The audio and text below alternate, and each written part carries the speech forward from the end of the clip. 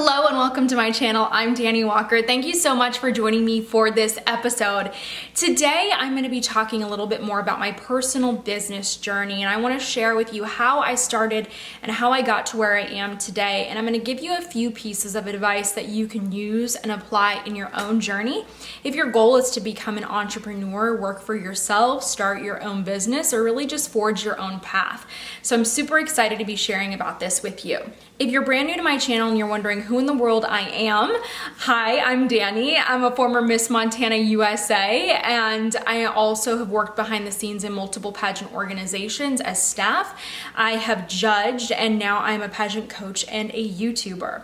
So I'm gonna give you a little bit more details about my personal story so you have a better idea of how all of this came to be. I've done a few podcast interviews and I've been able to dive into these details a little bit more, but I've never done this for my own channel. So I thought that the easiest way to do this was to take you down a timeline, and I literally even had to break it down for myself and take some notes. It won't take too long, I promise. So I want to rewind all the way back to 2006, and that is when I got my very first job ever. I was 16 years old and I was working in event promotions. So it wasn't an easy job, and I would go to different locations like movie theaters or concerts or big public events, and I was working for a talent school. So a place that was teaching acting, dance, modeling, and all these different entertainment skills. So I would go out and search for potential talent. So I was working to promote them from 2016 to 2019, which would have been my first year of college. In 2008, that is the first time I ever coached anyone for a pageant. And I did this for free. It was not my job. I didn't plan on making it my job.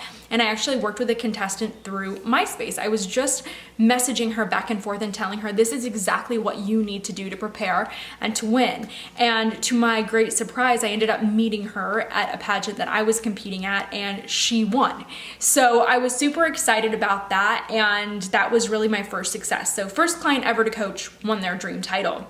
From 2009 to 2016, I was modeling. I signed to my first modeling agency around 2010. I signed to a new agent in 2014, and that agent worked really, really hard for me. I absolutely love them. So I was modeling on a consistent basis. In 2011, I started teaching dance classes in college as another job. I was making barely any money, but something was better than nothing. So I taught from about 2011 to 2013. In the beginning of 2013, I started working for multiple pageant organizations, and I would host their open calls, and I would work with their contestants for coaching workshops. And that also gave me a really unique opportunity through one organization to start hosting my own runway classes every weekend. So I was doing that for a little bit of time as well. In 2014, I finally decided to coach for myself.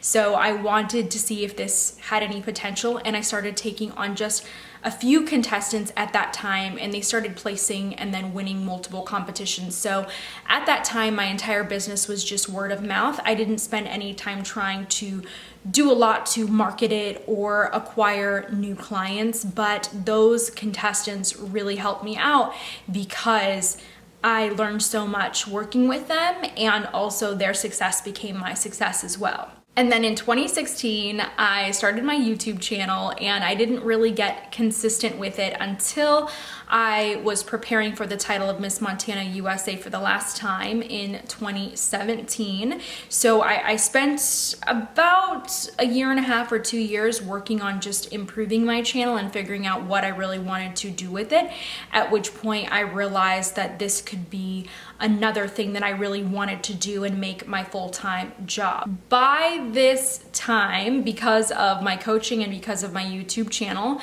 I was able to replace my modeling income with coaching and channel revenue. And at that point, I was finally able in 2016 to officially start working for myself, which was a really exciting and scary move. And I know that a lot of people want to get to that point, but I want you to understand what it took to get there. So it was years in the making, being able to finally take that leap of faith. So as you can see, I didn't just jump right into things. I was pretty cautious and I was pretty calculated in what I did. And I want to give you some advice for you if this is your goal, to turn a passion into profit, to turn what you love doing and how you love showing up for the world into something that you can do every single day and make a living off of.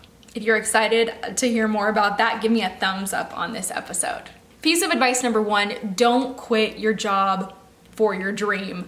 And I say that because I know that a lot of people want to just go for their dreams, but you also have to pay the bills. You also have to feed yourself. So be responsible in this. One thing you can do is to start a side hustle. And that's exactly what I did. I was just coaching a little bit on the side when I had my other jobs that brought in a consistent form of income. So that is so important. Just start it with a side hustle and see how it goes, test it. You can use that side hustle to build up clients, to build up testimonials. So when it comes time to go all in, you have a lot of really great resources that are gonna get people excited about your product or service. Piece of advice number 2, save up 6 months at least of income so that no matter how good your business could potentially be going or how bad it's going, that you have money to feed yourself, to pay for your rent. And that's something a lot of people don't do. They end up becoming really stressed out. They get really discouraged. They burn out and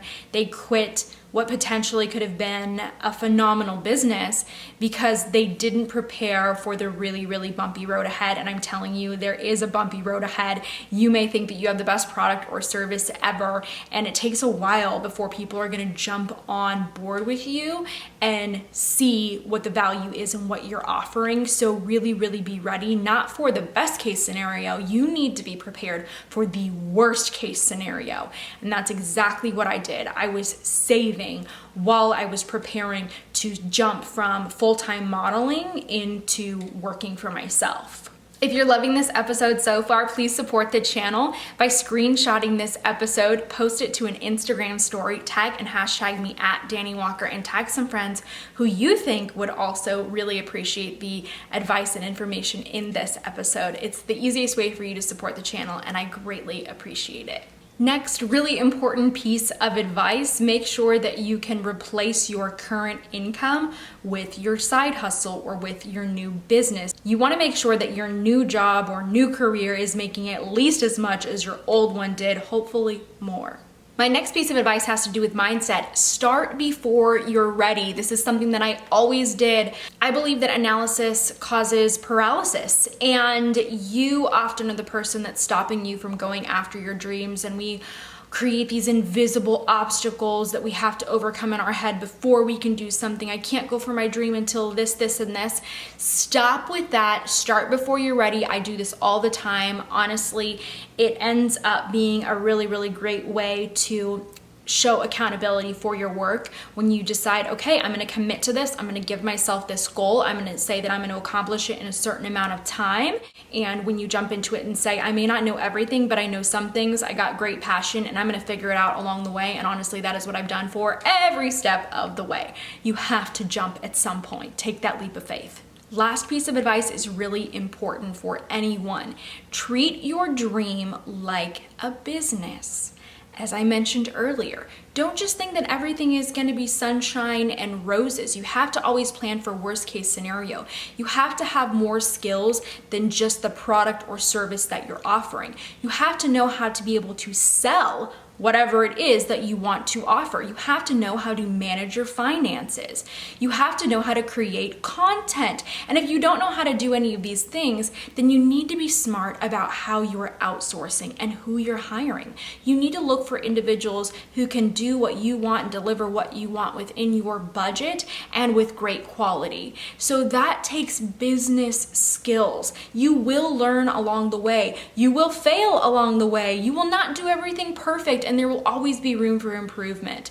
But always approach your dream like a business. that's my story. Those are my pieces of advice for you.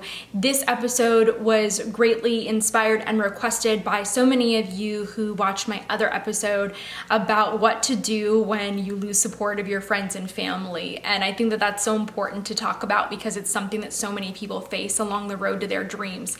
So if you enjoyed this episode, I encourage you to subscribe to the channel and hit the notifications bell so you know when new episodes come out. Please follow me on social media so that we can connect there. And as you know, since I am a pageant coach, if you are preparing for a pageant, then take advantage of one of my awesome free resources, and that's just the top 20 interview questions that every contestant should be able to uniquely answer in a pageant interview or for an onstage question. So thank you so much for tuning into this episode. I hope you really enjoyed it, and I really hope that you're going to tune in for lots more.